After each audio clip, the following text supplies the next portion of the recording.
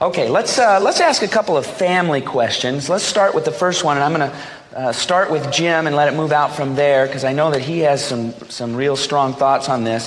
What's the best piece of advice for parents to first teach their teens about finances and financial responsibility? Maybe include the 70-10-10-10, but they also said, but beyond the 70-10-10-10, what are your thoughts on teaching kids about money and financial responsibility and that type of thing? You know, that simple little plan I give is probably the best. But then ownership in a piece of property, it doesn't matter how small or it is, right? Get the kids finding something to buy, to own, either collectively or individually. You know, there's nothing like it. You know, this is mine, I bought it, I'm paying for it. You know, something tangible. Something tangible. Sometimes if you put your money away, yes, it'll grow. If you know, put your money in something, yes, it will increase. But there's nothing like ownership, whatever it is. And of course, I'm big on real estate. I saved myself a monstrous deficit from the tech wreck by just in time investing in real estate. I'm telling you, it is the, you know, part of the wave of the future is owning a piece of ground. But anything you can think of, you know, that kids can collectively get together and, you know, buy and own, and especially if it has, you know, a chance to increase in value and then sell it. Nothing like it. Profits are better than wages. Dennis. If you have little kids, if you have little children, 3 jars, one of them has no lid on it. The second one has a lid that comes off easily, and the third one has a lid that doesn't come off. The first jar is for 1/3 of your allowance to go into to spend it on anything you want, when you want it, right away, immediate gratification. 1/3 of your allowance is to be looked at in delayed gratification for something later this year that you really want, but you can't spend it right now because you have to take the lid off. It's on a little tight. And the third jar, you can't take the lid off because it's called your future. So you put 1/3 of your allowance to spend immediately, 1/3 to spend later this year on something that you're delayed but can't have right now, maybe for somebody else, like a Christmas present. And the third one is your future, which you must pay, which you cannot make any withdrawals from, only deposits. 2, and then you'll be wealthy by the time you're 40. Good. Any other thoughts on teaching children or teenagers money? What maybe you did with your own kids and that type of thing? One of the things, I have my 17-year-old son here, Christopher, and one of the things I've been teaching him since he was 2 or 3 years old is that he's not getting none of my money. So, so I think that was one. Really, I taught him that real quickly. So just so he'll realize that to start being a little bit more aware of what money is and how to use it properly and so forth, and how to create it and how to do good things with it and so forth. And so whenever he wanted something, unless it was a birthday or some type of thing, we got gifts. But whenever he just wanted something out of the blue, just, you know, I want this, he understood that he had to earn it. So he would start coming up, Dad, do you have any projects for me to do? Is there anything, there's something that I desire here. I just wanted to see if there's any projects or anything. Or, you know, once he got to the age of starting to understand investments, he started asking me, is there any investment opportunities? What would you say to invest in? We started talking about investments, so now he's invested.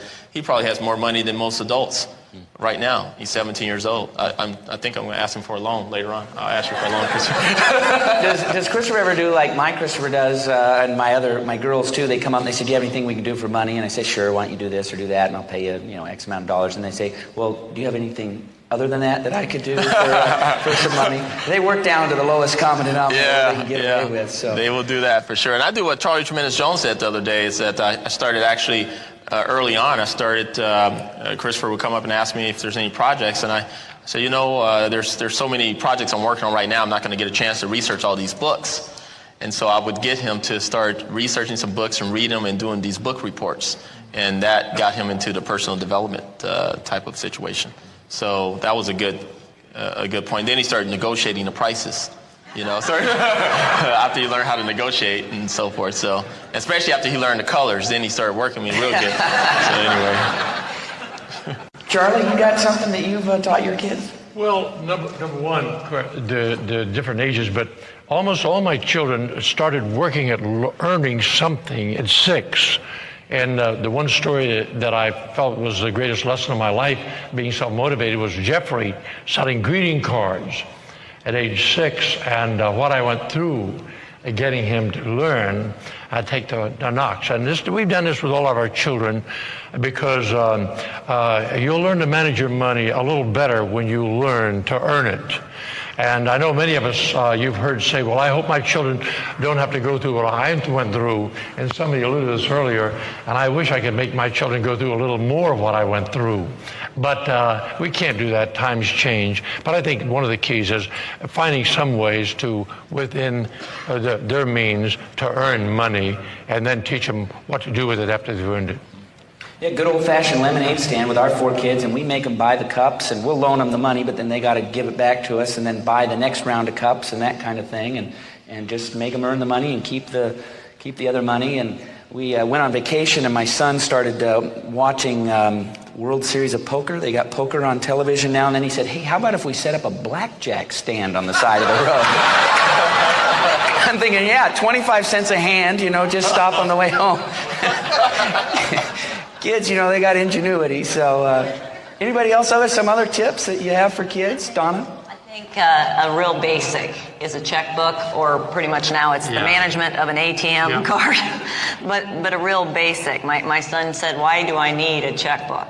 I'm not going to be writing any checks. I said, 1, you may be, and 2, you're going to use the ATM, and you have to know how to balance that statement, and that's a basic for living. And I think one other thing is teach your kids budgeting, and base the budgeting on needs, not wants. Because it's always pretty amazing to a person, even an adult, that when you make the budget based on what you need, it doesn't have all that much on it. And then a second column has some wants in it, and the third column has the way we all just absolutely love to live, with the luxuries and the gifts. But teach the child a budget based on needs. That's a real budget. What do I have to live? Dennis? I have a 5-second Confucius Chinese proverb. Confucius say, parent who buy kid car, have car condemned. Parent who let kid buy car, polish same. In other words, they'll only take care of something if they're invested in it. Yeah, good. Hey, Jim, do you want to clarify of course, kids should pay taxes? Some people, they don't like taxes. You want to clarify some of that? That's good. Well, no, that was my illustration that I gave earlier. When a 10-year-old in California buys something that costs $1 in 7-Eleven, the proprietor asks him for 8 more pennies. And the question is, if you're that young, should you pay taxes? And the answer is, of course. Meaning everybody should pay. It's just really that simple, whatever it is. They call it hidden taxes and all kinds of taxes. But that's how things are done. Yes, it's misused, and yes, it's abused like every other industry, every other business, the government, And we all have to watch, right? That we don't misuse, that we don't abuse, that we're not careless. We must be careful. So the government is in the same position. But this is how, our society functions. We put up our money. Somebody, hopefully to the best of their ability, provides, streets and services and all the things we need that we cannot provide for ourselves. That is it. And yes, taxes are probably too high. Someone said to me, well, Mr. Rohn, when you die and you leave a couple of $1 million to your children, the government's going to take 50%. And so they're only going to get $1 million. What do you think about that?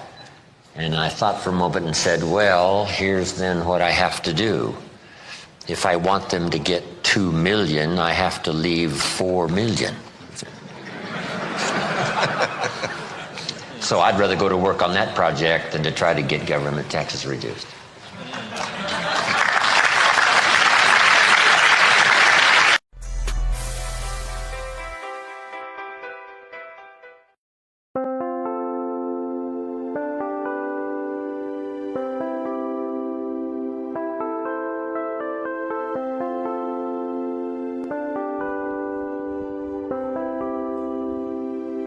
Chẳng thể quên khi cơn mưa đêm lại về. Em đã quên lời thề và ta như đông chìm sâu. Không cần mơ em anh nhận màu. Em chỉ cần mơ đâu em bay. Chỉ còn là những cơn mưa vô giá cho bên mơ em không mơ anh. Anh một đêm mơ chỉ cần bên em không được cần nhớ và chỉ có em không còn nhớ. Và người ta bên nhau nhưng là tớ. Muốn nhớ về say em chỉ có mấy em ở đây. Và anh như muốn chết đi nhưng không muốn em mơ mày. Tình yêu làm cho ta đau đầu. Không em yêu làm hâm mộ. Anh như đêm mong cầu và mưa bên em ngủ sầu. Chắc có mà mai em mơ. Chỉ có bên em nhưng là khó mơ. Em ở đâu xa em một bên ai. Anh không mong gì hơn. Chỉ mong em sẽ ở đây ôm anh thật gần. Anh chỉ mong đôi ta được có nhau. Mà đừng em đâu anh có em. Một đêm bên anh có em. Ta sẽ trao nhau môi hôn thật sâu. Ôm anh cứ mưa bằng ngâu. Và em chỉ nằm đâu. Anh không muốn em ở đâu đâu. Một cơn gió thứ anh không mơ cầu. Mà gặp đôi anh mà bên nhà. Anh chỉ là my friend nhà. Em quên đi bao lời hứa. Quên đi cần ngày xưa. Anh như là muốn nước. Em không còn chưa. Mà đừng ở đêm ở đêm. Anh nhìn một đôi đi bằng kem. Không như là ba trên đêm. Cho em nhiều hơn như là kem. Chỉ cần là mưa thôi. Em chỉ cần là mưa thôi. Còn ai sẽ là nắng rồi.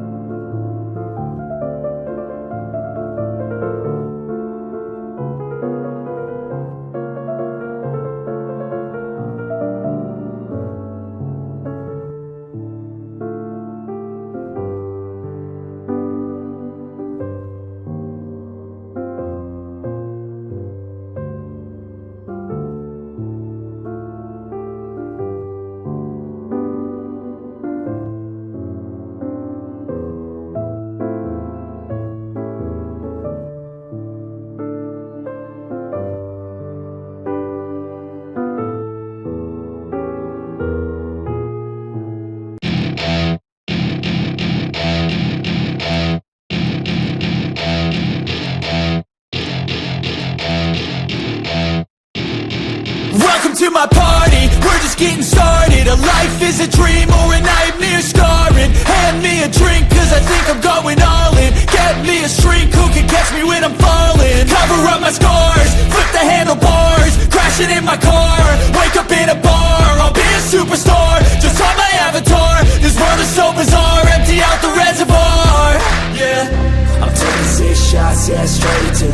face, and I wanna get lost. I'm sick of this place, don't know how to stop when I'm feeling this way. So I'm taking 6 shots till I'm feeling okay. I think I'm going crazy, don't think I'll get home safe. So I'm taking 6 shots all straight to the face. I'm taking 6 shots, are you coming with me? I'm taking 6 shots, yeah, straight to the face. And I wanna get lost, I'm sick of this place. Don't know how to stop when I'm feeling this way. So I'm taking 6 shots till I'm feeling okay. I think I'm going crazy, don't think I'll get home safe. So I'm taking 6 shots all straight to the face. I'm taking 6 shots, are you coming with me?